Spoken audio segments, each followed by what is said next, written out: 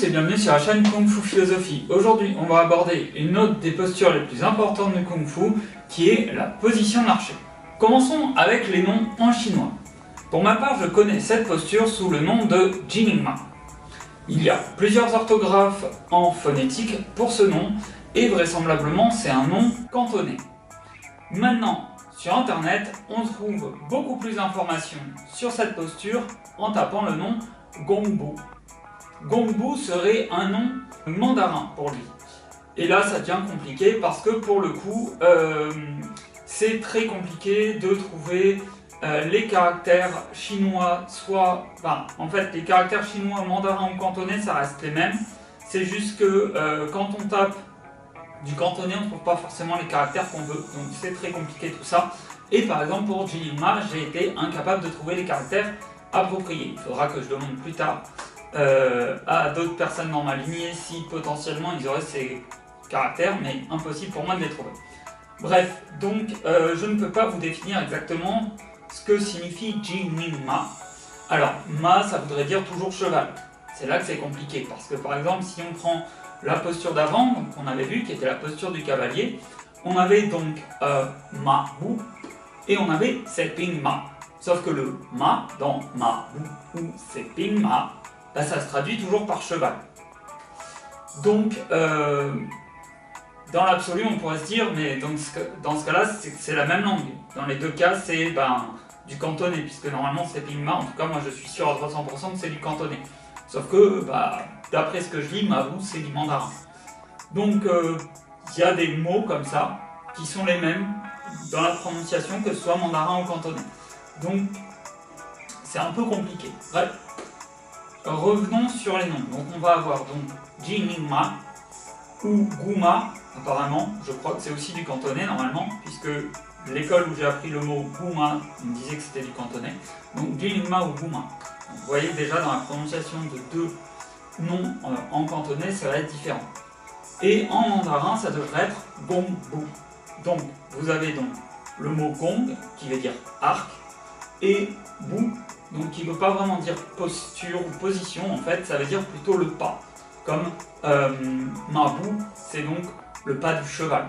Et pour compliquer encore les choses, il existe encore un autre nom. Je pense que c'est du mandarin, mais je ne suis pas sûr. C'est Deng Shen Bu.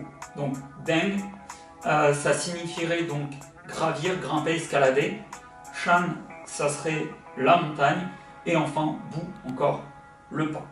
Voyons voir la posture maintenant. Pour la posture de l'archer, il y a deux manières de rentrer dans la position, deux écoles différentes.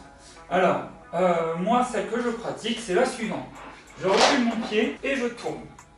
Donc, en gros, j'ai une ligne et je vais avoir un pied d'un côté de la ligne, un pied de l'autre côté de la ligne. La jambe arrière est tendue, la jambe avant est fléchie et mes pieds sont à 45 degrés. C'est-à-dire que là, mon pied, il n'est pas comme ça, il n'est pas comme ça, il est à 45 degrés. Et ça, c'est la posture. L'autre possibilité, c'est juste de faire une rotation sur les pieds.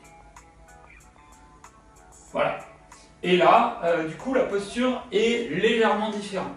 Pour ce qui est de la répartition du poids en position du cavalier, on est à 50-50.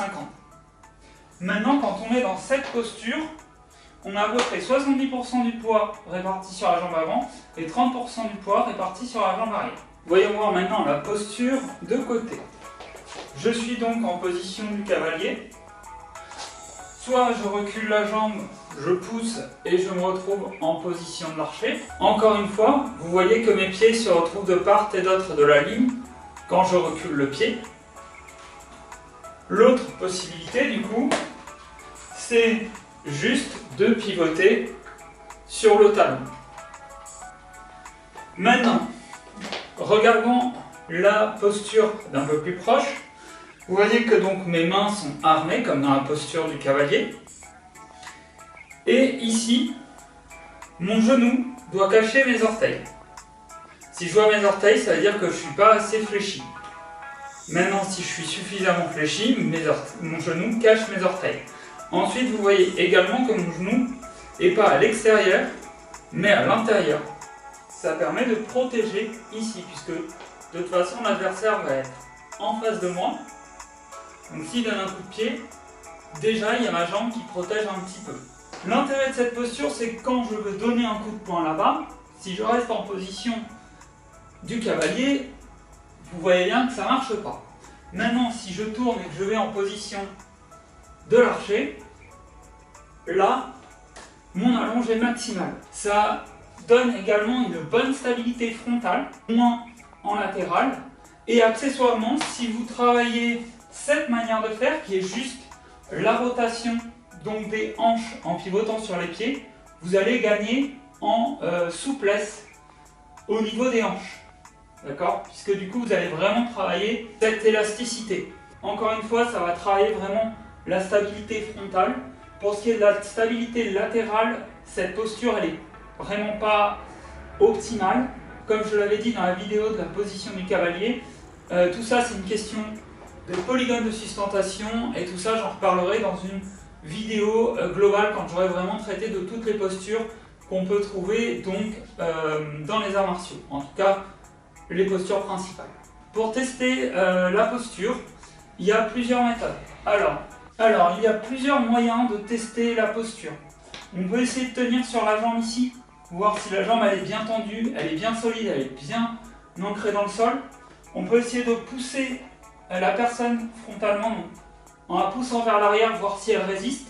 D'accord? On peut essayer de le faire un peu latéralement.